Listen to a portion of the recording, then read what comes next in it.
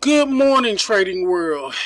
It is 8:45 a.m. March 23rd, 2021, and this is the pre-market outlook. I am going to push through rather quickly this morning so that we can get this video out.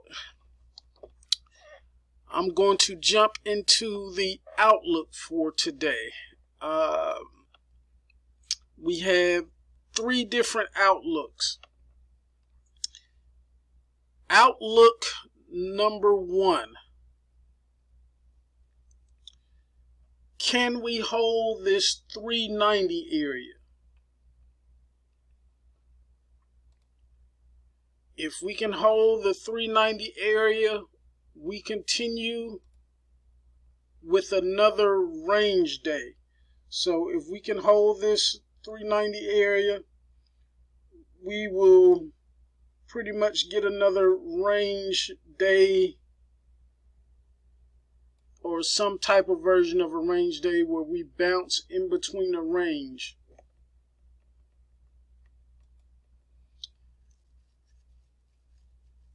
Outlook number two, we consolidate between 388 and 391. So that's going to be this important resistance area here, and this area here will basically consolidate here, which will be undoubtedly a kind of big consolidation. The other thing, the other outcome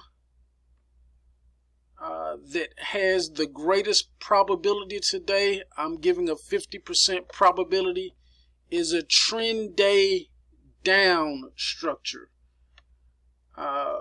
We have coming in a couple things in place that signal we could have a trend down day. I'll be watching internals at the open to see whether we get those signs that it's a down day, and basically we have to have internals open up at extremes on the downside for us to have a trend down day, and certain internals have to stay below a certain point. But yesterday we closed at yesterday's close 392, basically 392 and a half. So we closed up here and we're now here. So that is a decent enough size gap down to give us our first criteria for a trend day. That is this gap. Now, at open, there is a chance that we could try to fill this gap. And if we can get to this gap and try to fill this gap, what I'll be looking for is if we fail and continue lower, that's going to give us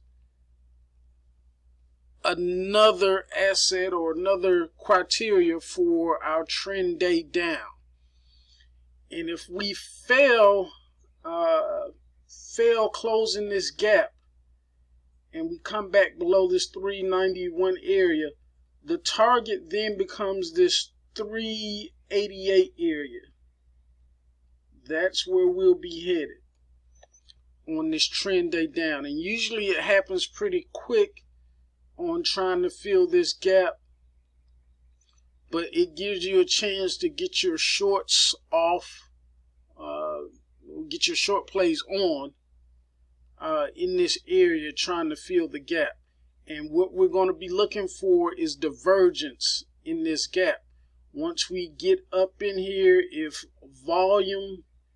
price is moving up and volume is moving down on your lower time frame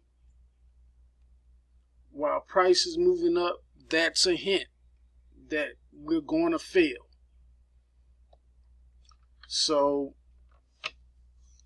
look into that.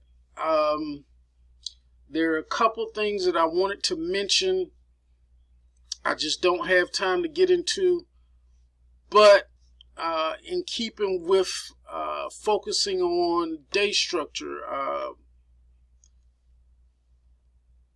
I was looking at things to be another range day coming out of yesterday. Range days, there are a lot of different versions of a range day. And I don't want people to get confused, because yesterday, in looking at yesterday with this big up trend pattern, it could be confused as a trend day, but it is not a trend day. Or this was not a trend day. This was just a lopsided range day. Internals, one of the key things that identify that this was not a trend day, as you can see on the opening, there's not really a gap here. Even though I need to go down to a lower time frame, there's not a gap here.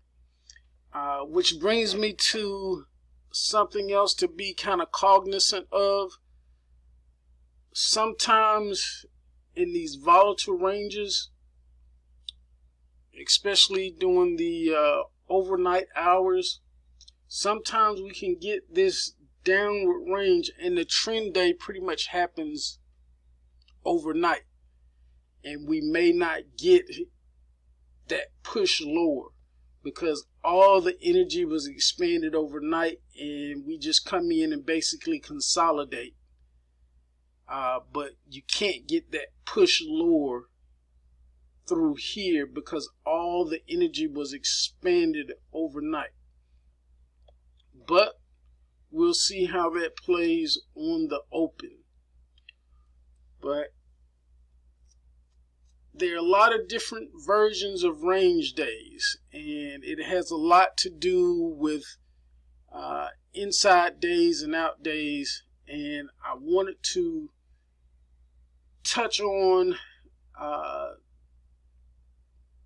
two primary patterns or candlestick patterns that come along with those inside and outside days.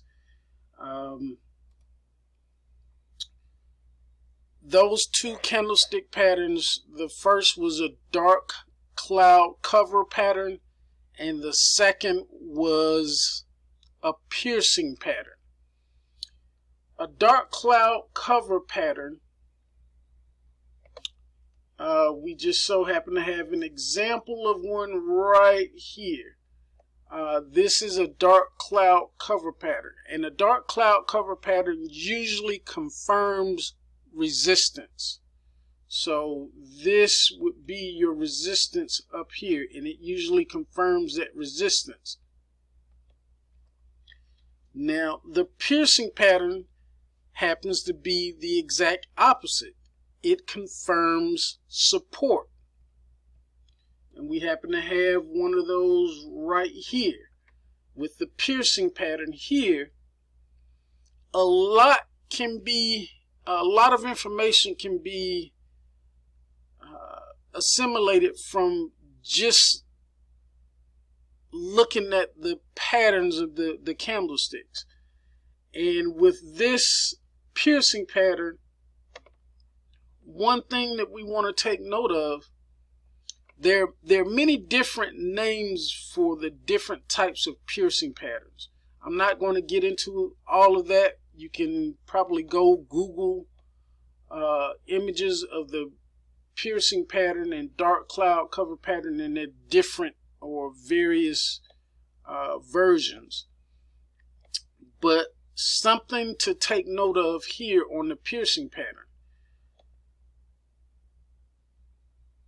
When you're looking at a piercing pattern and you get the bullish candle, how deep the bullish candle pierces into the bearish candle gives you an idea of strength of that support level. And this is going to be the support level so far.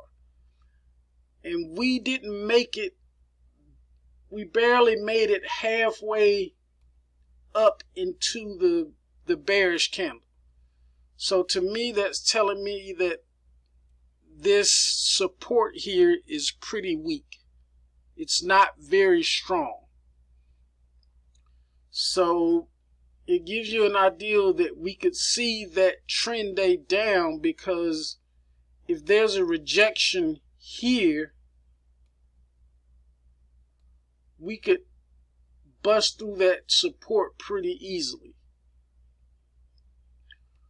But I just wanted to touch on the two patterns. Didn't have a lot of time this morning, but it's pretty obvious right here. So I just wanted to point that out to everyone. Again, as always, know your risk. It is too dangerous to put on plays without having a bracket or some type of stop loss. I can't say it enough. Know your risk. With that being said, wishing you a profitable day and have a great day.